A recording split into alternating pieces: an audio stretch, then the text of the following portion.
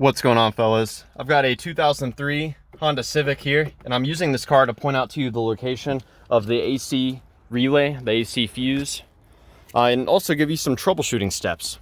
So let's get into it. First things first, let's pop this cover open here. There's a fuse number 10 or number 14, which is a 10 amp fuse. And this fuse is so important because without it, it would be impossible for the AC relay to engage. And that's going to be this fuse right here. So go and pop that out, check it. And if it's bad, you can replace it with the spare fuse under the hood.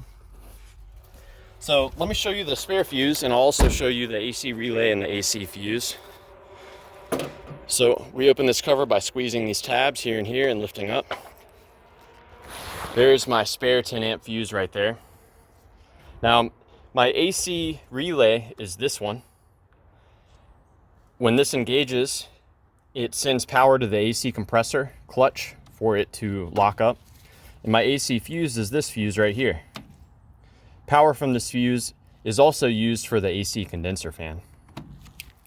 Now, my favorite way to troubleshoot the relay, I'll have the engine on, the AC running, and I'll tap on that relay. I'll also grab it and wiggle it, squeeze the relay. Sometimes relays can get stuck, and by tapping on the relay or squeezing it, I can get it unstuck.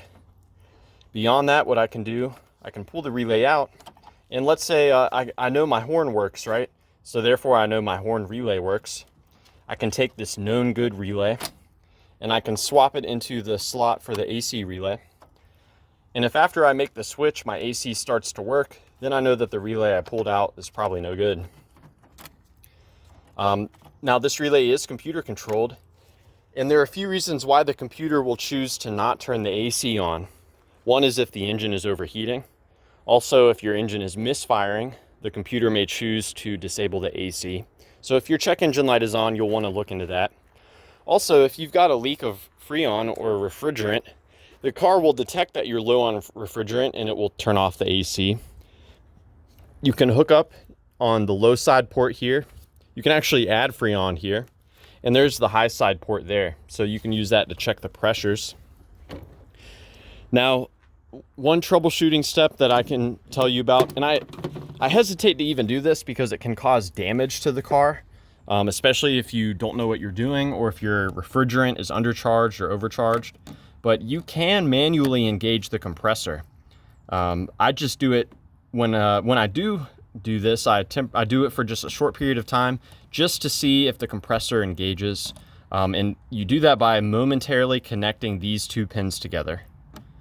So if you connect these two pins together and you hear that AC compressor clutch lock, then you know that the compressor itself is good and that the wiring is good.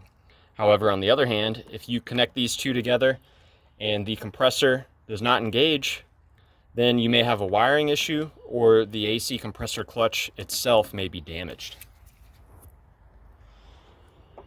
So yeah, I hope that this information was helpful for you.